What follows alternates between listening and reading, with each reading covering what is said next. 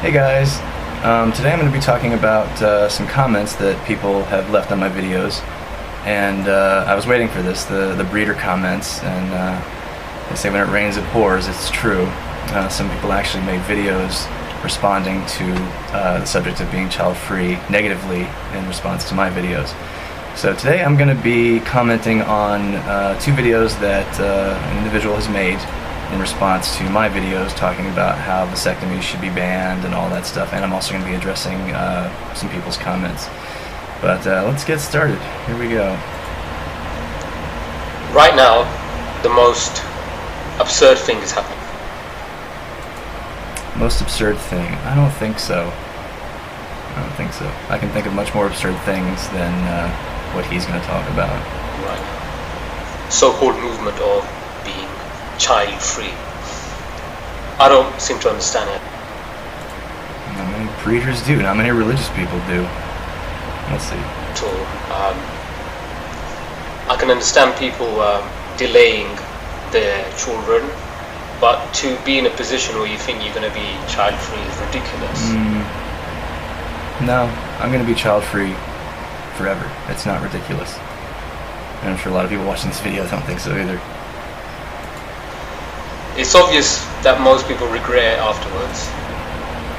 And the only people I've known who've regretted vasectomies were the people who joined a church and the religion told them go forth and multiply, and they felt guilt of what they've done previously as a personal decision, and then they joined the group, and the group mentality isn't theirs. And yeah, I've known several people who've gotten their vasectomies reversed because they married into a church or they joined a church afterwards. And some people later realize the foolish people will probably get themselves sterilized. Guilty. But you don't really need to be sterilized. You can create an abstinence, which is wrong, to be so-called child-free. Many people can have children and yet maintain work. They can even go on holiday. Everything can be managed, and sometimes you have to give up some things if you've got children.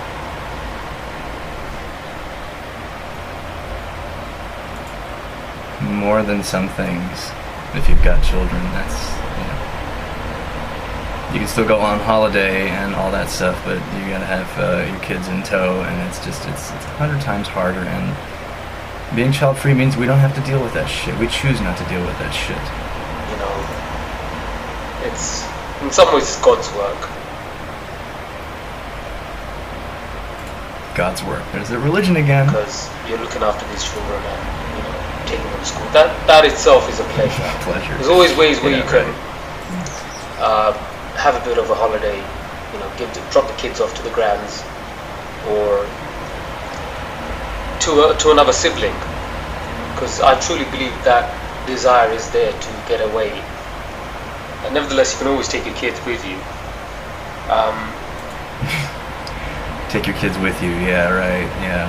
That'll make the vacation better. Yeah, most people go on vacation to get away from their children. Whatever. I think it's just one of the most foolish and regrettable statement anyone can make. And I think it should be discouraged in society completely. You can be child-free without being in a relationship. You can be child-free whilst in a relationship.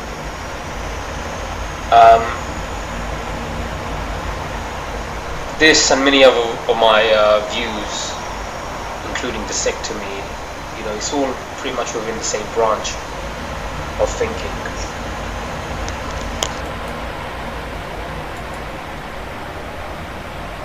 Okay, moving on to the second video. Right now, one of the biggest crimes is happening. Vasectomy. Vasectomy is one of the biggest crimes. Yeah, okay. So popping out 7 billion people, the epidemic of children, that's not a crime. All the, rape, murder, all this stuff, that's not a crime. Vasectomy is a crime. Whatever. Sterilization It's being advertised here and all around the world, I would say, online, by surgeons. Vasectomy, the cutting of man's tubes, testicular tubes, and tying them up so that he's unable to have children. It can also be done on women. This is something which needs to be prevented and banned. Banned? Yeah. I don't think so. That's not happening anytime soon. Vasectomy, at least for me, was a joyous occasion. It was a feeling of freedom. Not only carefree sex, especially now since I'm not with anyone. Whatever. It's something which not should be practiced at all, and it's such a loss for people because your reproductive organs, your reproductive capabilities are for life. They should never be tampered with. Okay, I'm going to bring something up. He says they should never be tampered with. In vitro fertilization, that's tampering with things. If a woman cannot get pregnant naturally, and seeks medical help, that's tampering with things. He's got this one-sided view of, okay, sterilization bad, procreation good, but he says that, like messing with nature. Okay, yeah, in vitro, 7 billion people. Again, how many times do I have to say it? It's go, if you want to be super religious, go have your baby out in the woods. No painkillers, no doctors, no epidurals, no nothing. Let nature take its course if you're so concerned about being unnatural and tampering with God's creation. Fuck you. If it is about family planning and population control, there are natural forms of family planning, abstinence. Okay, natural forms of family planning, abstinence. We have abstinence-only education. It doesn't work. Guys are horny, girls are horny. It doesn't work. It's been proven not to work before, and we see it in society every day. Teen pregnancy, abstinence-only education. You can't do that. There's other ways to get sexual satisfaction without actually having sex, and I'm sure I don't need to go into that. You don't need to have a medical procedure done. This procedure has led to the vasectomy reversal procedure, which is being carried out right now for people who have had a vasectomy and they wish to reverse it and have children, more children, or the mistake that they've realized having it done.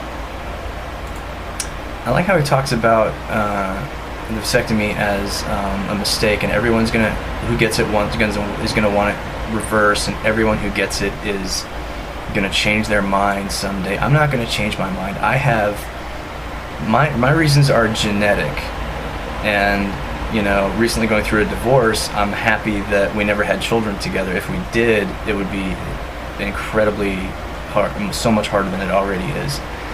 But I don't want to have kids with anyone. I don't want to be anchored to anyone. That's not saying I don't want to get married again. I do. I want to spend my life, I want to please someone. I want to be with someone, I crave companionship, friendship,